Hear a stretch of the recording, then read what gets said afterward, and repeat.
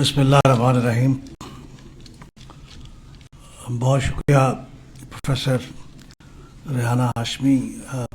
آپ نے بہت فیاضی کے ساتھ میری آرگنائزیشن کا ذکر کیا. میں اس کے لیے آپ کا شکر گزار ہوں.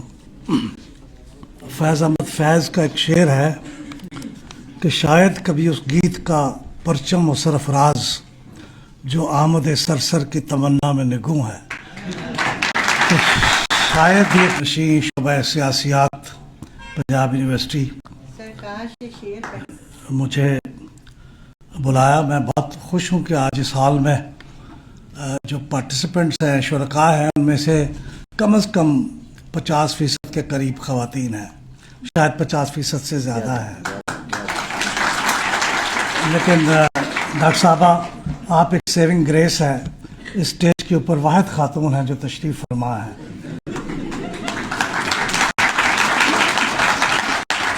ہمارے ملک میں عالمہ اور فاضلہ خواتین کی کمی نہیں ہے، خاص طور پہ اس شہر میں.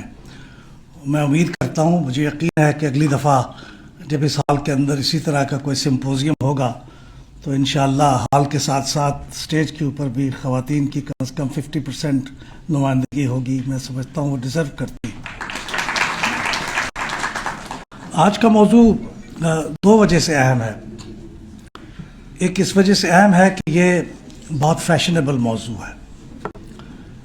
کم از کم پچھلے 7 سال سے تو میں دیکھ رہا ہوں، 2015 سے آنورڈز گرینڈ نیشنل ڈائیلاگ پہ گفتگو بڑے تواتر سے ہو رہی ہے.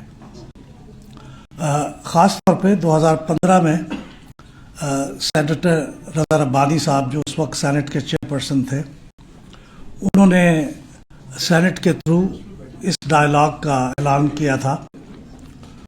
اور پھر اس ڈائیلاگ میں پہلی بار انہوں نے رولز میں ترمیم کی اور پوری سینٹ کی کمیٹی بنائی، کمیٹی آف دی ہول. یہ ایک نیا کانسیپٹ تھا پاکستان میں. حالانکہ یہ پارلیمان کا ایک ٹریڈیشنلی ایکسیپٹڈ نام ہے کہ یہاں سینٹ کی کمیٹی آف دی ہول بنائی گئی، یعنی تمام سینٹ کے اراکین پر مشتمل کمیٹی. اور اس کمیٹی میں پھر انہوں نے پہلی بار پاکستان کی تاریخ میں چیف جسٹس آف پاکستان انور ظہیر جمالی اس زمانے میں ہوتے تھے، انہیں بلایا اور ان کے ساتھ مکالمے کا آغاز کیا. یہ غالباً 3 نومبر 2015 کی بات ہے. بہت طویل اور مفصل مکالمہ ہوا ان معاملات پہ جن کا تعلق جوڈیشری سے تھا، جن کا تعلق سیاستدانوں سے تھا اور انصاف کی فراہمی سے تھا. اور اس کے بعد پھر دسمبر 2017 میں اسی کمیٹی آف دی ہول کے سامنے اس وقت کے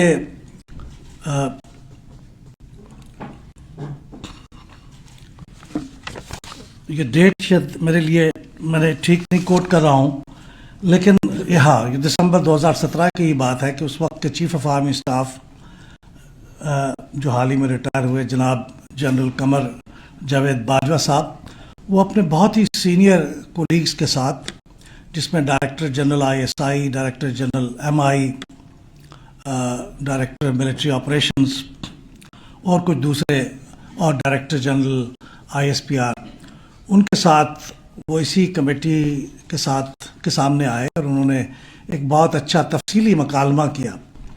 یہ ان کیمرہ تھا، لیکن ہمیں بتایا گیا کہ یہ بہت ہی انفارمیٹو تھا، کینڈڈ تھا، بلا تکلف تھا، اور اس میں بہت سی باتیں دونوں طرف کو سننے کو اور سنانے کا موقع ملا ہوگا. یہ 2 بڑے مکالمے سینٹ کی کمیٹی آف دی ہول کے سامنے ہوئے. پھر اس کے بعد جو بہت امپورٹنٹ مائل سٹون تھا مکالموں کے گرینڈ نیشنل ڈائیلاگ کے ضمن میں، وہ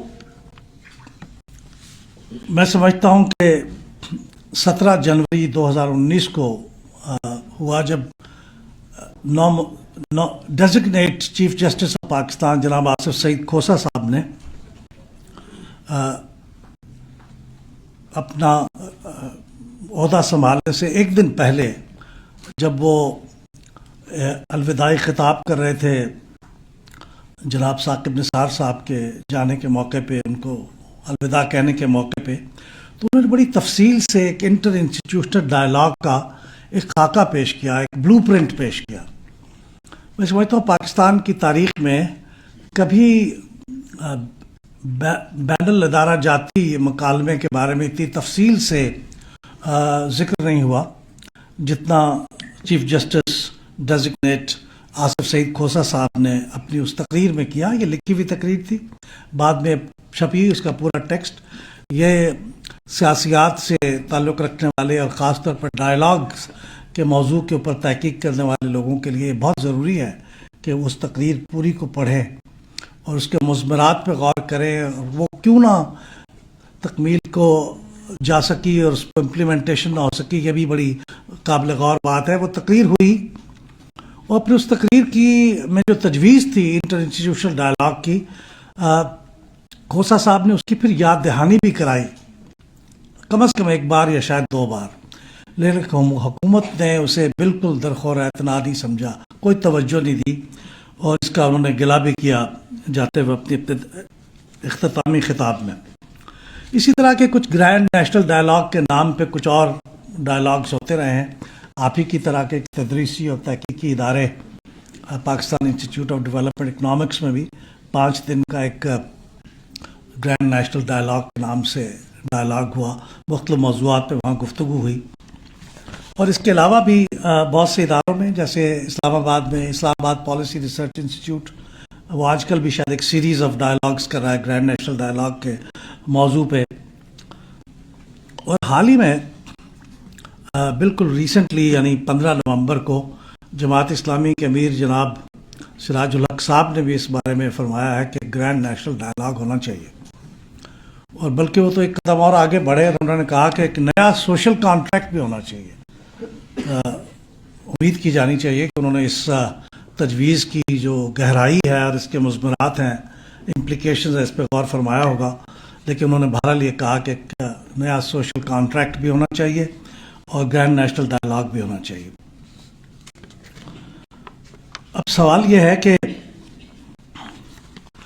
تھوڑا سا میں کامنٹ کر دوں آگے بڑھنے سے پہلے کہ رضا ربانی صاحب کے زیر صدارت جو ڈائلاگ ہوا وہ ان کے ساتھ ہی ختم ہو گیا، یعنی وہ کوئی انسٹیٹیوشنلائز نہیں ہوا۔ سینٹ نے اس کو پھر آگے نہیں بڑھایا، اور مجھے نہیں معلوم کہ اس سے کوئی بہت قابل ذکر کوئی اکمپلشمنٹ ہوئی ہو اس کی، ایک دوسرے کو سمجھنے سمجھانے کا اس موقع ملا ہوگا۔ لیکن کھوسہ صاحب کی تو جو تجویز تھی وہ میں نے آپ کو بتا ہی دیا، لیکن اس کے چند اہم باتیں تھیں۔ انہوں نے جو چند اہم ترین باتیں کی اس کو میں آپ کے سامنے رکھنا چاہتا ہوں، کیونکہ وہ پاکستان کے اندر جب بھی ڈائلاگ کی بات ہوتی ہے تو انہی چیزوں کے اوپر ہوتی ہے جن کا ذکر کھوسہ صاحب نے کیا تھا۔ اس ڈائلاگ کے بارے میں میری جو رائے ہے وہ میں آپ کی خدمت پہ رکھوں گا، لیکن بنیادی طور پہ ان کی تجویز یہ تھی کہ ایک انسٹیٹیوشنل ڈائلاگ ہونا چاہیے سمٹ لیول پہ، اور اس کی صدارت اور اس کا انتظام صدر مملکت کریں، ملک کے جو صدر ہیں وہ یہ کریں، یہ ان کی تجویز تھی۔ اور اس کے جو پرپوزڈ پارٹیسپینٹس تھے ان میں پارلیمنٹری لیڈرشپ ہونا تھا موجود، جوڈیشل لیڈرشپ کو ہونا تھا، ٹاپ ایگزیکٹو یعنی انتظامیہ کی لیڈرشپ کو ہونا تھا، اور ملٹری اور انٹیلیجنس ایجنسیوں کی لیڈرشپ کو اس میں شامل ہونا تھا۔ یہ 4 قسم کے پارٹیسپینٹس تھے ان کی تجویز کے مطابق جنہیں اس ڈائلاگ میں ہونا چاہیے، اور سمٹ لیول پہ ہونا چاہیے۔ اس کا مطلب سربراہ ان اداروں کے اس ڈائلاگ میں ان کے مطابق ہونے چاہیے تھے۔ اور اس کو کیا ڈسکس کرنا تھا یہ میں کوئکلی آپ کو بتا دوں۔ ایک تو یہ کہ مختلف اداروں کے درمیان اعتماد کا فقدان ہے، یعنی ٹرسٹ ڈیفیسٹ ہے among the various institutions of the state، اور اس کو دور کرنے کی کوشش کرنی چاہیے اس ڈائلاگ کے ذریعے سے۔ دوسری بات یہ تھی کہ بلکہ انہوں نے یہ امپلائی کیا کہ یہ بنیادی طور پہ گڈ گورننس کو ملک کے اندر قائم کرنے کے لیے یہ ڈائلاگ ضروری ہے، اور انہوں نے یہ بھی امپلائی کیا کہ کانسٹیٹیوشنل ڈیموکریسی نیشنل سیکورٹی کی not be persuaded by employing methods which are offensive to the constitutionally guaranteed fundamental rights of life and liberty. یعنی وہ امپلائی کر رہے تھے کہ کچھ ایسی چیزیں ہو رہی ہیں ملک میں جس میں کانسٹیٹیوشن سے اوفینسو اقدامات کیے جا رہے ہیں، یعنی آئین کے ماورا یا آئین کے خلاف کچھ کارروائیاں کی جا رہی ہیں. اور انہوں نے یہ بھی کہا، یہ بڑا میننگ فل ہے، کہ انہوں نے کہا کہ جو ٹریگر ہیپی ایلیمنٹس ہیں ہمارے اداروں کے اندر، یہ ان کے الفاظ ہیں، ٹریگر ہیپی. اور دوسرا، کچھ ایسے لوگ ہیں جن کا ایٹیچیوڈ ہے ڈیول میں کیئر، یہ ایسی اپروچ ہے. تو اس کو بھی ایڈریس کرنے کے لیے ڈائلاگ ہونا چاہیے. اس کو سٹاک ٹیکنگ کرنی چاہیے پچھلے سالوں کا کہ کیا غلط ہوا، اور یہ تحقیق کرنی چاہیے کہ ایک ادارہ دوسرے ادارے کے ڈومین میں انکروچ کیوں کرتا ہے، اس میں مداخلت کیوں کرتا ہے. اور عدلیہ کے بارے میں انہوں نے تو یہ کہا کہ huge pendency of cases, hundreds of thousands of cases which are pending before the various levels of judiciary, اس کے بارے میں بھی غور کرنا چاہیے اس ڈائلاگ کے اندر. اور یہ لیجسلیچر جو ہے، آپ کی پارلیمنٹ ہے، اس کو کیسے کنونس کیا جائے کہ آپ اپنے کام سے کام رکھیں، آپ قانون بنائیں، آپ اوورسائٹ کریں اداروں کی، لیکن آپ یہ انتظامیہ کے کاموں میں مداخلت کرتے ہیں، انہیں بتاتے ہیں کہ کہاں آئی جی لگانا چاہیے، کہاں چیف سیکرٹری ہٹانا چاہیے، یہ کام کس طرح سے ان کو روکا جائے. یہ بھی انہوں نے اپنی تجویز کے اندر یہ فرمایا. اور انہوں نے یہ بھی کہا کہ جو انتظامیہ کے لوگ ہیں، خواہ وہ یونیورسٹیاں ہیں، خواہ وہ پولیس کا محکمہ ہے، اس کو انتظامی داخلی خود مختاری ہونی چاہیے. یہ بھی ایک موضوع تھا جس کے اوپر وہ ڈیبیٹ کرنا چاہتے تھے یا ڈائلاگ کرنا چاہتے تھے. اور role of the armed forces and intelligence agencies, اور اس کا کیا رول ہے گورننس کے اندر، اس کے اوپر بھی ان کا خیال تھا بات ہونی چاہیے، بہت ضروری ہے. اور ان کے الفاظ میں اگر کوٹ کروں تو how civilian supremacy can be ensured alongside civilian accountability without the process of accountability destabilizing democracy. تو یہ اس موضوع پہ میں کچھ مزید گفتگو کروں گا، اور شاید میں زیادہ اس پہ گفتگو کرتے ہوئے گھبراتا جنرل خالد مقبول صاحب کی موجودگی میں، لیکن خوش قسمتی یہ ہے کہ out going chief of army staff نے خود وہ کچھ فرما دیا ہے جس کے بعد یہ بات کرتے ہوئے مجھے زیادہ گھبراہٹ نہیں ہوگی. تو یہ اس کا آؤٹ کم کیا ہونا چاہیے؟ ان کے خیال میں اس ڈائلاگ کا آؤٹ کم یہ ہونا چاہیے کہ ایک چارٹر آف گورننس بن جائے جس پہ تمام لوگ اگری کر جائیں. اور دوسری یہ کہ ایک ایسا پالیسی فریم ورک بن جائے wherever every organ and institution of the state exercise its powers and performs its functions within its constitutionally defined limits. بنیادی بات یہی ہے کہ کانسٹیٹیوشن کے اندر جو آپ کو آپ کی حدود و قیود متعین کر دی گئی ہیں. معاف کیجیے بعض کا پھر اردو بہت ہیوی ہو جائے گی، لیکن میں کوشش کر رہا ہوں کہ جتنے اردو کے الفاظ ہو سکیں وہی بولوں. یہ میرا اپنا کوئی ذاتی مسئلہ ہے تھوڑا سا. اب اس میں بہت سے سوالات ہیں، اور اس میں لیکن ایک بنیادی اس کے اندر میرے خیال میں خرابی یہ تھی، دو خرابیاں. ایک تو یہ ہے کہ یہ عدلیہ اس مکالمے کے اندر اگر شریک ہوگی اور اس کے اندر کوئی فیصلہ ہوگا اور اس فیصلے کے خلاف کل کسی کو کوئی اعتراض ہو اور وہ کوئی اس کے لیے عدلیہ میں جائے کہ صاحب یہ چیز غلط ہوئی ہے، تو کیسے اس کو ایڈریس کیا جائے گا؟ کیونکہ عدلیہ تو خود اس معاملے میں فریق بن چکی ہوگی، اور دنیا میں کہیں کم از کم میرے علم میں نہیں ہے کہ کہیں ایسے ڈائلاگ میں عدلیہ ایک فریق ہو.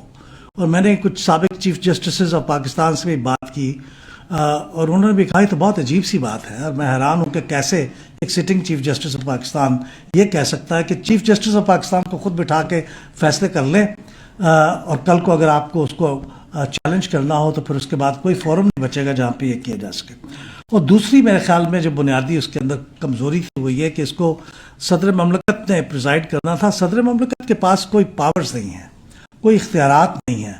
اکثر اوقات تو ان کے پاس قانونی اختیار کے علاوہ اخلاقی اختیار بھی نہیں ہوتا. یعنی ایک ہوتا ہے نا ایک شخصیت کا ایک اپنا ایک کاٹ ہوتا ہے جس کی بنیاد پہ لوگ اس کا احترام کرتے ہیں. لیکن اکثر وزرائے اعظم اس بات کا اہتمام کرتے ہیں کہ صدر اس قسم کا ہونا چاہیے جس کا اپنا کاٹ کوئی نہ ہو اور اس کے لیے قطعاً کوئی لائم لائٹ ان کے ساتھ شیئر کرنے کی کوئی خطرہ باقی نہ رہے.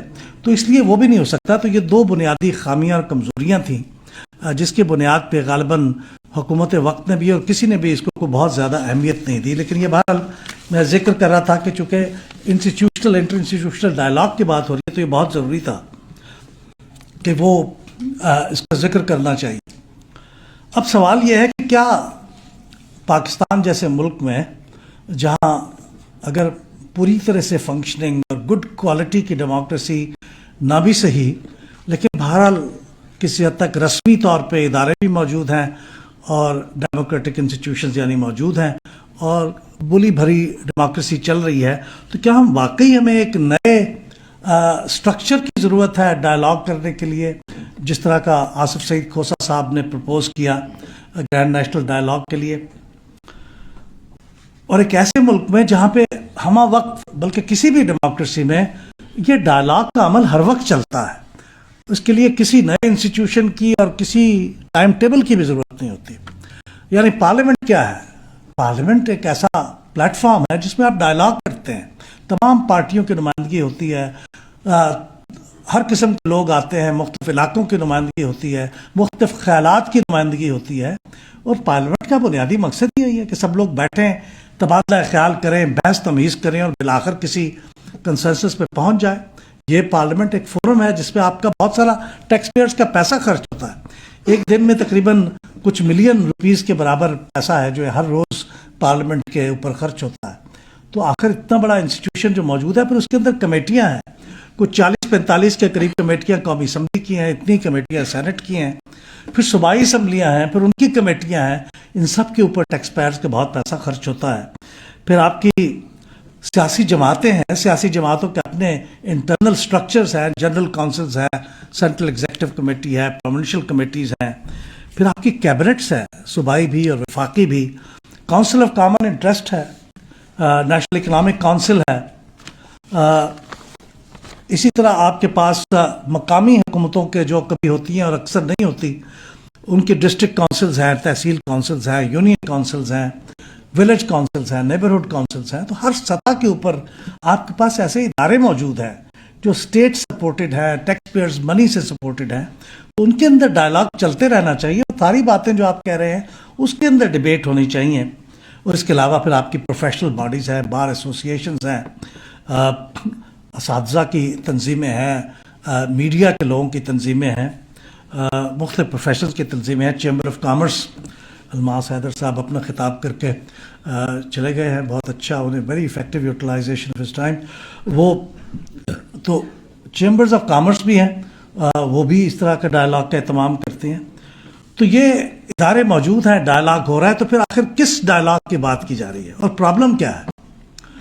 وہ پرابلم یہ ہے کہ ہمارے ملک میں جیسے اب سابق چیف فارمی سٹاف نے بجا طور پہ کہا کہ 70 سال سے ہمارے ملک کی افواج مداخلت کر رہی ہیں ملک کے سیاسی معاملات میں, اور یہ غیر قانونی اور غیر آئینی کام ہے. بڑی بہادری کی بات ہے اس طرح کا اعتراف کرنا ایک ادارے کے سربراہ کی طرف سے, اور اس کی تو داد انہیں دی جانی چاہیے. اگرچہ بات صرف داد پہ ختم نہیں ہونی چاہیے, پھر اس کی جو نیچرل ریمیفیکیشنز ہیں ان کو بھی برداشت کرنا چاہیے کہ اب آپ نے اتنی طویل, اتنی بڑی جو آئین کی خلاف ورزی کی ہے, اگر اس کا کوئی حساب کتاب بھی ہے, اس کی کوئی اکاؤنٹیبلٹی ہے, اس کے اوپر کوئی سوال جواب ہے, آپ کو لوگوں کو جواب دینا ہے. وہ 70 برس کی جو انٹرفیرنس ہے, اگر جنرل باجوہ نے یہ اعتراف نہ کیا ہوتا اور اس بات کا بھی اعلان نہ کیا ہوتا کہ یہ اب ادارے کا یہ متفق کا فیصلہ ہے کہ آئندہ کے لیے ہم یہ نہیں کریں گے, اب ہم سیاسی معاملات میں مداخلت نہیں کریں گے, اگر انہوں نے یہ دو باتیں نہ کہی ہوتی تو میری تجویز یہ ہوتی کہ ہمیں سیاسی معاملات میں فوج کی مداخلت کے بارے میں ڈائلاگ کرنے کی ضرورت ہے. یہ وہ اہم ترین چیز ہے جس نے ہمارے ملک کے تمام اداروں کو, مجھے کہنے دیجئے, میں اس پہ کوئی یہ سویپنگ سٹیٹمنٹ نہیں ہے, یہ حقیقت ہے کہ اس نے پاکستان کے تمام اداروں کو مفلوج کر کے رکھ دیا ہے. پاکستان کی عدالتیں ہوں, انتظامیہ ہو, سیاسی جماعتیں ہوں, اکیڈمک انسٹیٹیوشنز ہوں, ان سب میں اتنی بھیانک انٹرفیرنس رہی ہے پچھلے 70 سال کے اندر, اور داد دیتا ہوں اس حوصلے کی جو ہم پاکستانی شہریوں نے کس کمال ضبط کے ساتھ اسے برداشت کیا, اور بلکہ اکثر اوقات تو تعریف بھی کی. اور اگر باجوہ صاحب یہ نہ کہہ کے جاتے تو آج بھی ہم تعریف کر رہے ہوتے کہ براہ کرم اس مداخلت کو جاری رکھیے, کیونکہ اسی میں پاکستان کی بھلائی اور بقا ہے, اس کے بغیر کیسے گزارا ہوگا. لیکن اب چونکہ چیف آف آرمی اسٹاف نے جاتے ہوئے کہہ دیا ہے, تو اب میرے خیال میں ضرورت اس بات کی ہے کہ مکالمہ اس بات پہ ہونا چاہیے کہ کس طرح سے افواج پاکستان کی مدد کی جائے کہ انہوں نے جو پلیج پبلکلی کیا ہے اس کے اوپر عمل درآمد کر سکیں. اس کا کوئی فریم ورک بننا چاہیے کہ اس کو مانیٹر کیا جائے کہ واقعی اس پہ عمل ہو رہا ہے, اور یہ ظاہر اوور نائٹ شاید نہ ہو, بتدریج ہو, تو کس طرح سے دوسرے ادارے, ہمارے ملک کے سیاسی جماعتیں, سیاستدان, پارلیمنٹ, وہ کس طرح سے ہیلپ کر سکتی ہیں. میں ایک لمحے کے لیے بھی مجھے کبھی یہ خیال نہیں آیا کہ فوج جو پچھلے 70 سال سے مداخلت کر رہی ہے اس کے پیش نظر ان کا کو پاکستان کے خلاف کوئی پلان ہوگا. میں سمجھتا ہوں کہ فوج کی حب الوطنی اور فوج کی خوش نیتی یہ کسی بھی شخص سے بالا تر ہے. میں اس پہ یقین رکھتا ہوں دل دل سے. میرے خیال میں وہ بالکل آنیسٹلی یہ سمجھتے تھے کہ مداخلت ملک کے قومی مفاد میں ہے, اس لیے وہ کر رہے تھے. لیکن حقیقت اس کے بالکل برعکس تھی.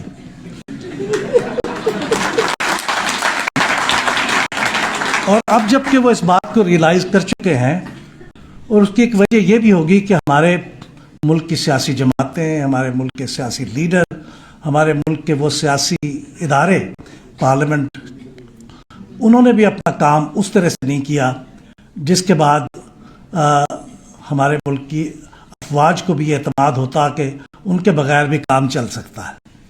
حالانکہ دنیا میں گھٹیا سے گھٹیا سیاسی رہنما بھی اگر الیکٹ ہو جائے تو اس کو کام کرنے دیا جاتا ہے, اس لیے کہ وہ الیکٹ ہوتا ہے, وہ اسے پبلک کا اعتماد حاصل ہوتا ہے. وہ ارسطو نہیں ہوتا, لیکن عوام کا اعتماد اور ووٹ لے کے آیا ہوتا ہے. سیاسی لیڈر کی اسٹرینتھ یہ نہیں ہوتی کہ وہ بہت بڑا انٹلیکچوئل ہے, اس کی اسٹرینتھ یہ ہوتی ہے کہ اس کے اوپر ہزاروں, لاکھوں, کروڑوں لوگوں نے اعتماد کیا ہوتا ہے, اور یہی اس کی سب سے بڑی اسٹرینتھ ہوتی ہے.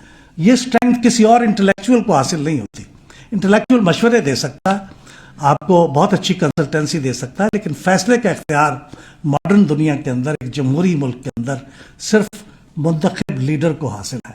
اور میرے خیال میں جو آئندہ آنے والے دنوں میں سمجھتا ہوں کہ جس ڈائلاگ کی میں بات کر رہا ہوں اس میں جو موضوعات ڈسکس ہونے چاہیے وہ ہمارے ملک میں آئی ایس آئی کا کیا رول ہونا چاہیے. آئی ایس آئی کا رول آل پروفیسو تھا پچھلے 70 سال میں. میں 70 سال تو نہیں کہتا, لیکن اس میں سے بیشتر سالوں کے اندر ہر ادارے کے اندر ان کا نفوذ تھا, اس کی ایکسپینشن تھی, ہر سطح کے اوپر ان کا نفوذ تھا, ہر سیاسی جماعت کے اندر نفوذ تھا. میں خود ان صاحب سے مل چکا ہوں, کرنل صاحب سے مجھے یہ اعزاز حاصل ہے جو قومی اسمبلی کی نگرانی پہ مامور تھے. یعنی فوج کی نگرانی پارلیمنٹ پہ ہونا بذات خود قابل اعتراض ہے, لیکن بڑا افسوس ہے مجھے کہ فوج نے یہ سمجھا کہ کرنل صاحب اس لائق ہیں کہ وہ پارلیمنٹ کی نگرانی کریں.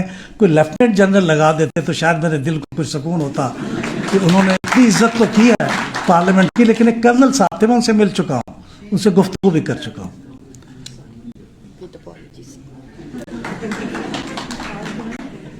یہ میرا وقت ختم ہونے والا ہے لگتا ہے. اچھا, تو آپ نے دیکھا ہوگا کہ اب تک کسی مقرر کو ایسی سلپ نہیں دی گئی.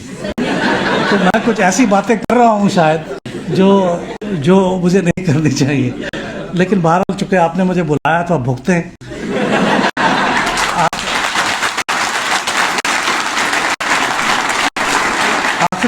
آخری چند منٹ میں جو بات کہنا چاہتا ہوں وہ یہ کہ آئی ایس آئی کا رول ہمارے ملک میں کیا ہونا چاہیے، یہ اس ایجنڈے کا حصہ ہو جس کے اوپر ڈائلاگ ہونا چاہیے۔ ہمارے افواج کے سربراہ، خصوصاً آرمی کے سربراہ کا کیا رول ہونا چاہیے ملک کے معاملات میں، پالیسی سیٹنگ میں۔ ایسا نہیں ہے کہ ان کا کوئی رول نہیں ہے، دنیا کے ہر ملک میں افواج کی ان پٹ انتہائی اہم ہوتی ہے پالیسی کے معاملات میں، خاص طور پہ ایسی پالیسی جس کا تعلق ملک کی سلامتی سے ہو، جس کا تعلق فارن ریلیشن سے ہو، تو ان کی ان پٹ انتہائی اہم ہے، لیکن فیصلہ منتخب قیادت کرتی ہے، وہ ان کے پاس ویٹو نہیں ہوتا۔ مسنگ پرسنز کا معاملہ ہمارے لیے انتہائی شرمندگی اور انتہائی امبیرسمنٹ کی بات ہے، اس کے اوپر بات ہونی چاہیے مکالمے میں۔ نیشنل سیکیورٹی کمیٹی میں سمجھتا ہوں ہم بہت خوش قسمت ہیں کہ پاکستان کے اندر ایک ایسا ادارہ موجود ہے جس کے اوپر یہ ڈائلاگ ہو سکتا ہے، وہ ہے نیشنل سیکیورٹی کمیٹی۔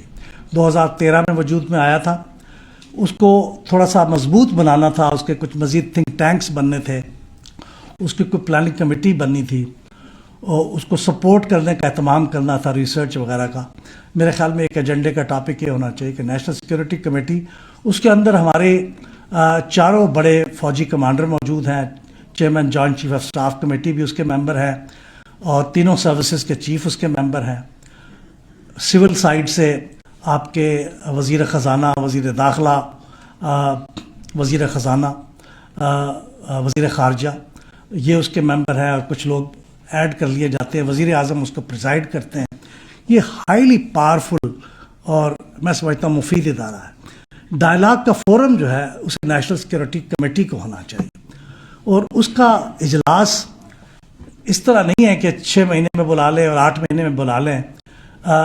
ہم برطانیہ گئے تو وہاں ہمیں، حالانکہ برطانیہ کو نیشنل سیکیورٹی کے اتنے بڑے تھریٹس نہیں ہیں جتنے پاکستان کو ہیں، لیکن وہاں ہر ہفتے پرائم منسٹر کی صدارت میں نیشنل سیکیورٹی کونسل کی میٹنگ ہوتی ہے، ہر ہفتے، اور وزیر اعظم takes out time to preside over that meeting because that is considered very important. تو ہمارے ہاں بھی اگر ہم ہر ہفتے نہ کر سکیں تو کم از کم ہر مہینے اس کی میٹنگ کا اہتمام ہونا چاہیے، اور ایگریمنٹ ہونا چاہیے کہ الیکٹڈ گورنمنٹس کو آخری اختیار فیصلہ کرنے کا کس طرح سے یقینی بنایا جا سکتا ہے۔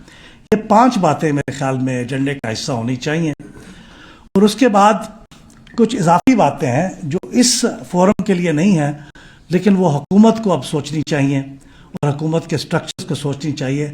اگلا الیکشن فری اینڈ فیئر کیسے بنایا جا سکتا ہے، اس میں سیاسی جماعتیں اپنے آپ کو ٹھیک کریں، سیاسی رہنما کچھ اپنی کنڈکٹ پہ بھی غور فرمائیں، ایک دوسرے کے ساتھ مسلسل لڑائی کی کیفیت سے باہر نکل کے گفتگو بھی کر لیں۔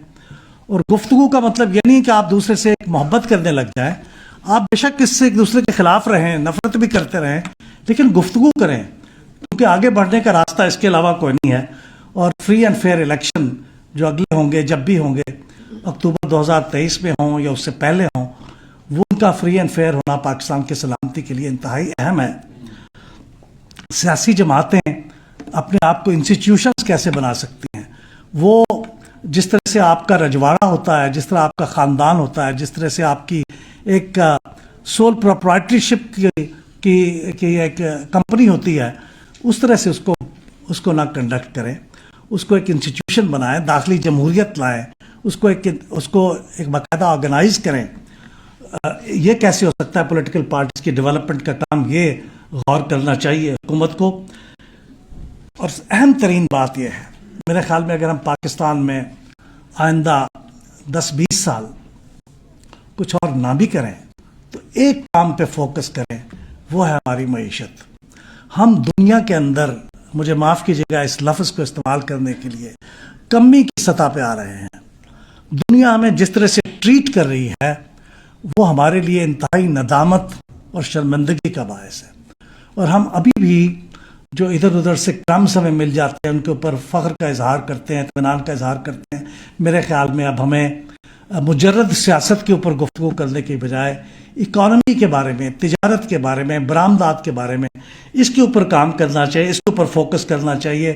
اور اس کا راستہ ہیومن ڈیولپمنٹ کے علاوہ نہیں ہے.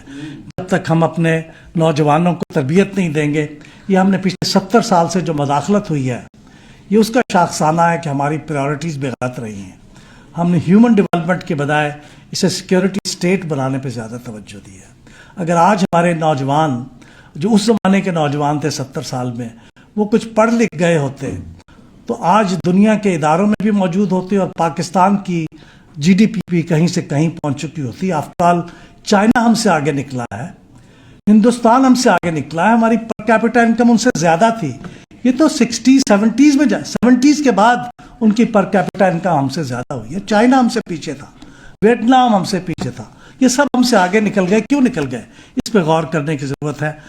میں معافی چاہتا ہوں اگر میری کوئی گفتگو میں تلخ نوائی شامل ہو، لیکن یہ انتہائی محبت، خلوص اور عزت کے ساتھ میں نے باتیں کی ہیں. یہ ہم سب کا ملک ہے، یہ فوج بھی ہماری ہے، یہ ادارے بھی ہمارے ہیں. اگر ہم سیلف کرٹیسزم نہیں کریں گے، اگر ہم اس کے اوپر غور نہیں کریں گے اور اصلاح کا راستہ نہیں تلاش کریں گے اور جس طرح کہتے ہیں رسمی صرف باتیں کر کے ایک دوسرے سے رخصت ہو جائیں گے، تو شاید وے فارورڈ کی تلاش نہیں ہو پائے گی. آپ کا بہت شکریہ.